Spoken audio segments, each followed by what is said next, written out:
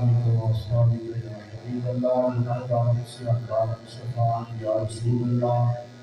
خراب وخصنا بخار شفاعة يا رسول الله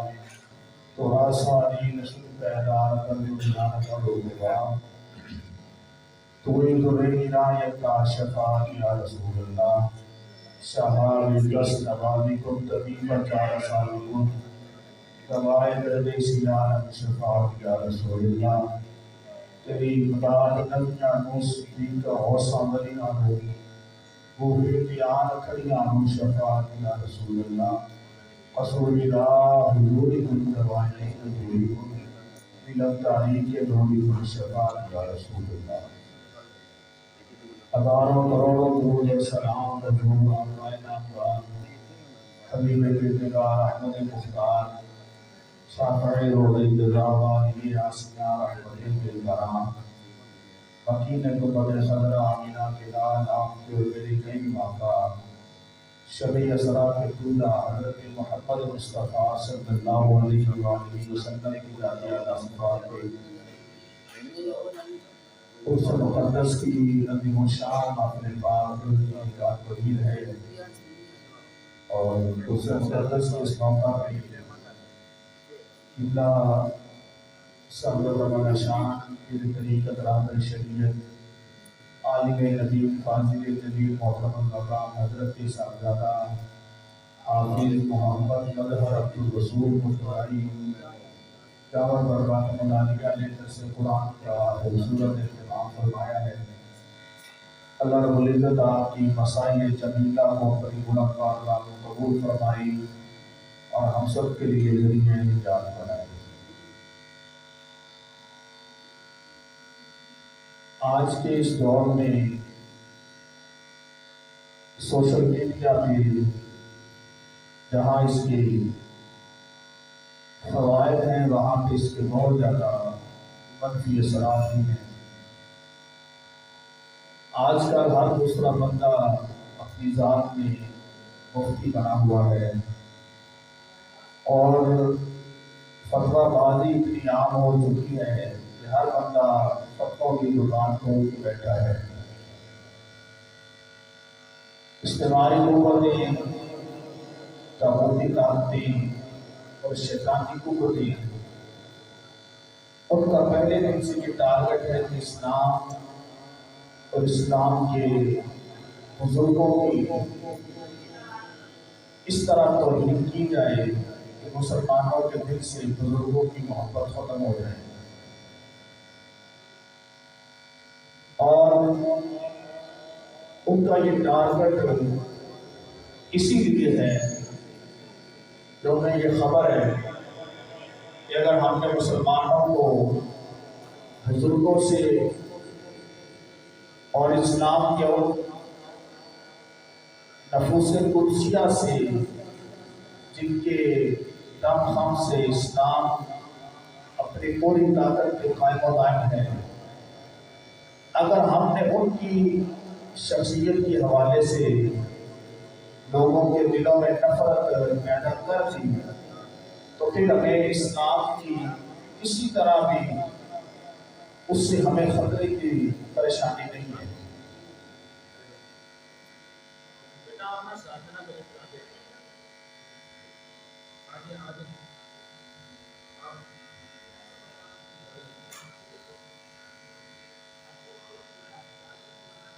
آج کا نوجوان بالخصوص اس پریشانی کے اندر اور اس مغالطے کے اندر ہمیں نظر آتا ہے۔ وہ کہتا ہے کہ جب اللہ نے قرآن اتار دیا ہے تو پھر ہمیں باپوں کی یا کسی کی بیعت ہونے کی ضرورت کیا ہے، ہمیں مرشد کی ضرورت ہی نہیں ہے۔ جب قرآن آ گیا اور قرآن میں ہر چیز کا علم آ گیا تو پھر باپوں کے پاس جانے کی، آستانوں کے اوپر جانے کی ضرورت کیا ہے؟ حالانکہ اگر تھوڑی سی گہرائی اور تھوڑی سی دانشمندی اور تھوڑی سی عقل سے کام لیا جائے تو اللہ نے آسمان سے کتابیں 4 اتاری ہیں، مگر انسانوں کی اصلاح کے لیے جماعت انبیاء کی تعداد 1,24,000 ہے۔ اگر صرف کتابوں سے تبدیلی آنی ہوتی یا کتابوں سے اصلاح معاشرہ ہو جانی ہوتی تو پھر کتابیں زیادہ آتی، انبیاء کی تعداد کم ہوتی۔ تو سوچنے کی بات یہ ہے کہ کتابیں تو 4 ہیں، مگر جماعت انبیاء میں نبیوں کی تعداد 1,24,000 ہے۔ تو پتہ چلا انسانوں کی رہنمائی کے لیے، اصلاح معاشرہ کے لیے کتابوں کے ساتھ ساتھ وہ چنے ہوئے اور وہ مقربین انسان ضروری ہے جن کو اللہ نے اصلاح معاشرہ کے لیے چنا۔ اور یہی وجہ ہے کہ حقیقی اصلاح وہی ہے جو کسی بزرگ کی مجلس میں بیٹھ کے حاصل کی ہے۔ اس راستے پہ تو ہمیں غزالی، رومی اور رازی جیسے جو بڑے نام ہیں وہ بھی اس راستے کے مسافر نظر آتے ہیں۔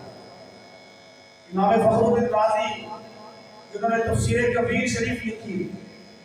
اور ایک شاہکار تفسیر ہے، مگر انہیں بھی اپنے دل کی دنیا کو روشن کرنے کے لیے نجم الدین کبریٰ کے پاس جانا پڑا اور ان کی معیت حاصل کرنی پڑی۔ اور جب حضرت نجم الدین کبریٰ کی بارگاہ میں پہنچے اور طریقت کے وہ اصول اور طریقت کی وہ منازل طے کی جن کے بعد دل کی کائنات بدل گئی، تو پھر مرشد نے اور پیر نے پھر کس طرح مشکل کشائی کی اور دستگیری کی کہ آخر وقت میں جب شیطان نے آ کے حملہ کیا، جان کنی کا عالم ہے اور ملک الموت تشریف لا چکے ہیں اور نزا کا عالم ہے، اس عالم میں شیطان نے آ کے حملہ کیا اور شیطان نے آ کے پوچھا، اے راضی بتا، تو اللہ کو ایک مانتا ہے، توحید کو ماننے والا ہے، تیرے پاس اللہ کو ایک ماننے کی دلیل کیا ہے؟ امام فخر الدین رازی نے ایک دلیل دی، شیطان نے رد کر دیا۔ دوسری دلیل دی، شیطان نے رد کر دیا۔ تیسری دلیل دی، شیطان نے رد کر دی۔ حتیٰ کہ 360 دلیلیں دی، مگر شیطان ہر ایک کا رد کرتا گیا۔ قریب تھا امام فخر الدین رازی کا ایمان ڈول جاتا، مگر ادھر شیخ کامل نے، پیر کامل نے، انہوں نے جب دیکھا کہ میرا مرید ثابت اس وقت مشکل کے عالم میں ہے، امام نجم الدین کبریٰ نے آپ نے اسی حالت میں کہاں سے پانی کا چھٹا مارا اور چھٹا مار کے کہا، اے راضی، شیطان کو کہہ دے کہ میں اللہ کو دلیل کے ذریعے نہیں بلکہ بغیر دلیل کے مانتا ہوں۔ اور بابے جی بقال یہ صحبت اولیاء ہے، یہ بزرگوں کے دامن سے لگنے کی برکتیں۔ اور پھر ابھی چند دن پہلے کی بات ہے، اللہ صاحب ایک بندہ مجھ سے کہنے لگا کہ کیا قرآن میں اللہ کے ولیوں کا ذکر ہے؟ میں اس کے سوال پہ حیران ہوں۔ اس نوجوان نے جب مجھ سے یہ سوال کیا، میرے رونگٹے کھڑے ہو گئے کہ آج کا نوجوان دین سے اتنا دور ہو گیا کہ اسے یہ بتایا گیا کہ قرآن میں تو باتوں کا ذکر ہے ہی نہیں، یہ تو باتیں صرف ایک روزی روٹی کا وسیلہ سیدھا کر کے بیٹھے ہوئے، حالانکہ حقیقت آج سے بالکل برعکس ہے۔ قرآن اٹھا کے دیکھے، قرآن میں ہمیں جگہ جگہ اللہ کے ولیوں کا ذکر ملتا ہے، اور صرف ولیوں کا ذکر کسی ایک انداز سے نہیں، بلکہ جب بھی اللہ نے ولی کا ذکر کیا انداز بھی نیا پیدا فرمایا، انداز بھی بدل دیا۔ اور صحبت اولیاء کا ذکر اللہ نے قرآن میں کیا خوبصورت انداز سے فرمایا، فرمایا یا ایھا الذین آمنوا اتقوا اللہ وکونوا مع الصادقین۔ اللہ نے اپنے تقوی کے ساتھ اپنے نیک بندوں کی صحبت کو رکھا، فرمایا اے ایمان والو مجھ سے ڈرو، اور ڈرنے کے بعد اللہ کام کیا کرو، میرے سچے لوگوں کے ساتھ ہو جاؤ، میرے سچے لوگوں کے بولے میرے سچے لوگوں کے ساتھ ہو جاؤ، جو سچے ہیں، جو صاحب ایمان ہیں، جو تقوی والے ہیں، شریعت والے ہیں، طریقت والے ہیں، جو ایمان والے ہیں، جو مجھ سے ڈرنے والے ہیں، ان کے ساتھ ہو جاؤ۔ یا اللہ جب ان کی سنگت میں آئیں گے تو اس کا فائدہ کیا ہوگا، ثمرات کیا ہوں گے، رزلٹ کیا ہوگا، ملے گا کیا، نتیجہ کیا ہوگا؟ پروردگار عالم نے بڑا کیٹاگوری میں واضح طور پر بیان فرما دیا، فرمایا جب میرے سچوں کے ساتھ ہو جاؤ گے فادخلی فی عبادی وادخلی جنتی، فرمایا میرے بندوں میں آ جاؤ میں تمہیں جنت میں داخل فرماؤں۔ سبحان اللہ۔ ایک وہ شخص ہے جو جنت کے لیے مارا مارا پھرتا ہے اور کبھی کسی جگہ پہ کبھی کسی جگہ پہ جا کے رب رب کرتا ہے اور اللہ کو یاد کرتا ہے، اور ایک وہ شخص ہے کہ جسے جنت خود تلاش کرتی ہے۔ جب انسان اللہ کے ولی کی سنگت میں آ جاتا ہے، اللہ کے ولی کی صحبت میں آ جاتا ہے اور کسی پیر کامل کی بارگاہ میں بیٹھ جاتا ہے تو پھر جنت سے تلاش نہیں کرنی پڑتی بلکہ جنت خود اسے تلاش کرتی ہے۔ پھر آج ایک اور بات بڑی اہم ہے اور میں کوشش یہ کرتا ہوں کہ عصر حاضر کے جو ہمارے معاملات ہیں، جو عصر حاضر کی ہمارے وہ نوجوان جو مغالطے کا شکار ہیں، ہم ان کے اعتراضات کو بھی ساتھ ساتھ لے کے چلیں۔ آج کے میڈیا کے اندر ایک بڑی وبا پھیلی ہوئی ہے، ہم جیسی باتوں کو لوگ لا کے میڈیا پہ بڑا دکھاتے ہیں، لیکن اس باتیں کو تو کلمہ نہیں آتا، اس باتیں کو تو نماز نہیں آتی، اس باتیں نے تو یہ 2 نمبری کی ہوئی ہے۔ اور میں میڈیا کے ذریعے تمام دنیا کو یہ پیغام دینا چاہتا ہوں، تمہیں جیسی باتیں تو نظر آ گئی مگر تمہیں ساری زندگی مصلی رسول پہ بیٹھ کے بخاری شریف پڑھانے والا بابا کوئی نہیں ملا۔ آؤ